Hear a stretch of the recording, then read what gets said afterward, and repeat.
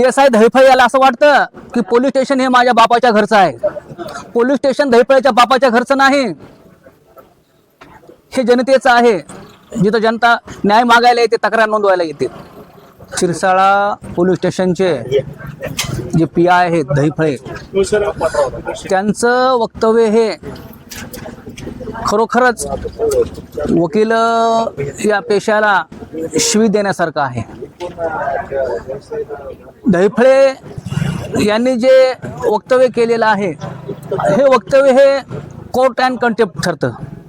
वकील हे कोर्टाचे ऑफिसर आहेत आणि खरंच म्हणजे विचार केला तर आपल्या आशिलाला न्याय देण्याचं काम हे वकील करतात, हे या ठिकाणी ते PSI विसरलेले आहेत।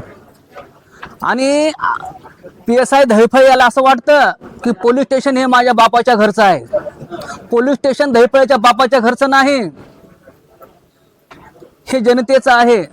जिथं जनता न्याय मागायला येते, तक्रार नोंदवायला येते आणि न्याय मागून त्यांचे तक्रार नोंदवून घेण्याचं काम हा दहिफळे विसरलेला आहे आणि अवास्तव वकिलाविषयी तो या ठिकाणी असं वक्तव्य करत आहे।